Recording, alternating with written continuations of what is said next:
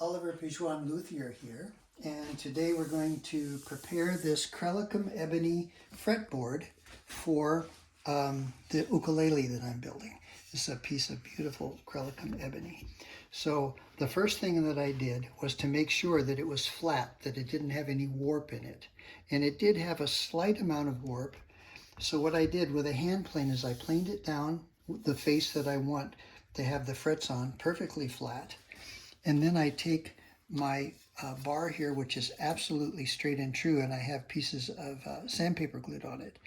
And this side has 220 grit sandpaper, this side has 120 grit sandpaper. And I go over this fretboard with this, like this. I've already done it. I'm just showing you what I did. Like this, until I'm sure that the fretboard is perfectly flat.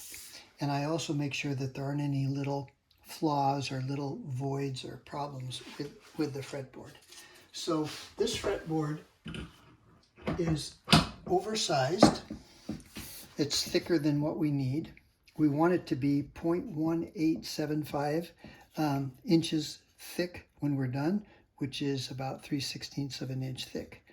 I don't know if you can see that from my planing that it's a little thinner on this end, thicker in the middle, a little thinner on this end. So now we're going to plane it down. And what I do is I have a safety planer on my drill press that I run at high speed. And I've had lots of people tell me that they hate these things because it just throws their piece of work across their shop. The reason that they have problems is that they don't have a fence set up. If you have a fence set up, then you don't have any problems. I've kept this wider than it needs to be on purpose because sometimes it will chip out a little bit on the edges. And if it does that, it's not going to be a problem because we're going to cut it down.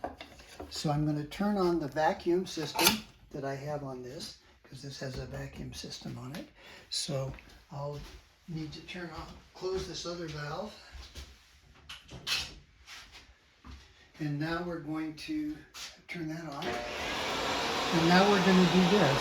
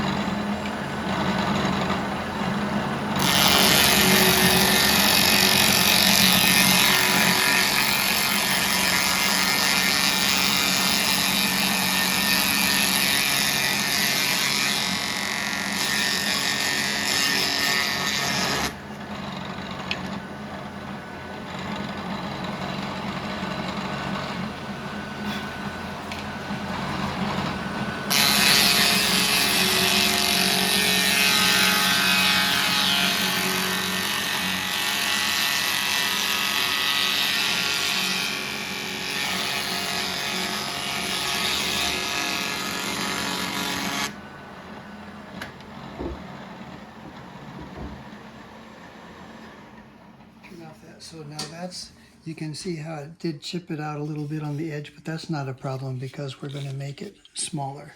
So now what we're going to... Excuse me. It's okay. So now what we're going to do is figure out where we want the fretboard to be on this. So we have, this is an approximate size of what we're going to have. This is the rough side of a tenor fretboard. So what I do is I can lay this on top and it gives me an idea of the pattern of the wood that we're going to see in there. So I kind of like this almost, it's almost hair-like little stripes in there, but I like this softness down here too. It's almost like a little reverse stream. That's true. So let's say we want it right about there. So what I'm going to do is I'm going to just mark it on here, the ends approximately, like that. I don't need to mark the whole thing. Like that, because to cut the fret slots, we're going to need to cut we have to have 1 inch edge that's square to the midline. So I'm going to take my little ruler that I have. This is a wonderful little ruler because the ruler has the 0 in the center on this side, and it goes and it measures out from that. So it's great for finding the center of things. So if I hold this here and I see that I have right here 22, there's 22 30-seconds, and there's 22 30-seconds. So I know that 0 is right in the center. So there's our center right there. And if I look at this end, and we see that we have 28, 27. Okay, so there's 27 to the center. So there's our center right there. That's the center. So this will be the center of the end near the sound hole, and this will be the center near the nut. So we'll draw a line between those two.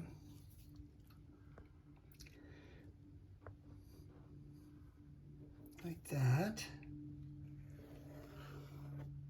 And we're going to want to have, now we know that, I know that my ruler, I know that 2 inches is more than what we need from our measurements that we just took. So rather than measuring over and getting that, I'm just going to leave that ruler right there, and I'm going to mark this side here of this ruler, because that'll give us more than enough. You can see here, plenty here, more than enough here.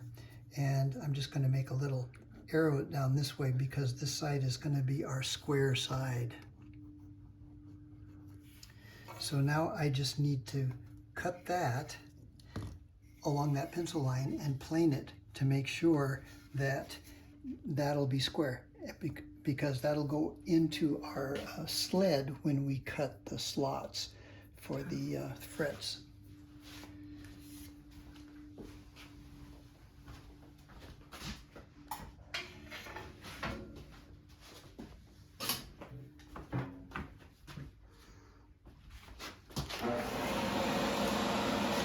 Close that one down.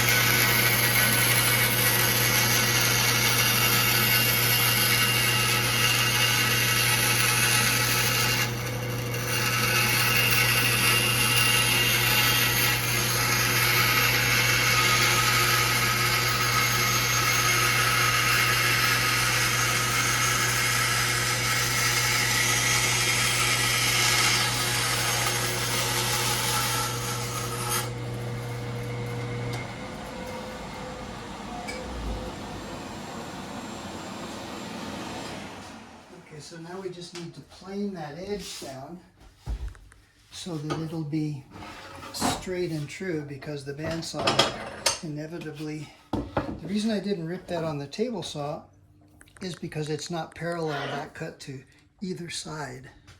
So we're gonna plane that down.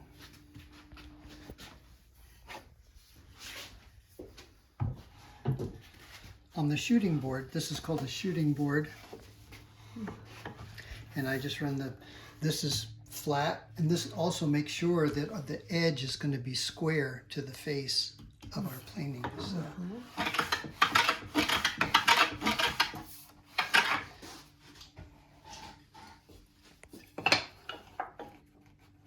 This just makes it easier to hold on to.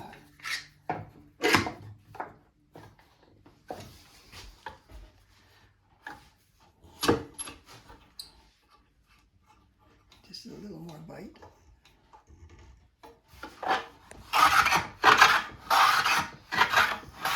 And you may notice I don't know if you can see the pencil line that what I did when I cut it is I didn't cut it quite to the pencil line. I want that pencil line there. So that tells me that if the bandsaw was a little off, there we go. See, that is absolutely what we want it. We can just barely see about half of the pencil line, the whole length of it. Yeah. Okay. Nice sharp plane that I have here. So now this piece is going to be what we go to. Now we're going to cut the slots, and I'll do that in the next video. And hope you enjoyed this. If you have any questions or comments, please leave those below and I will respond as quickly as I can. Thank you.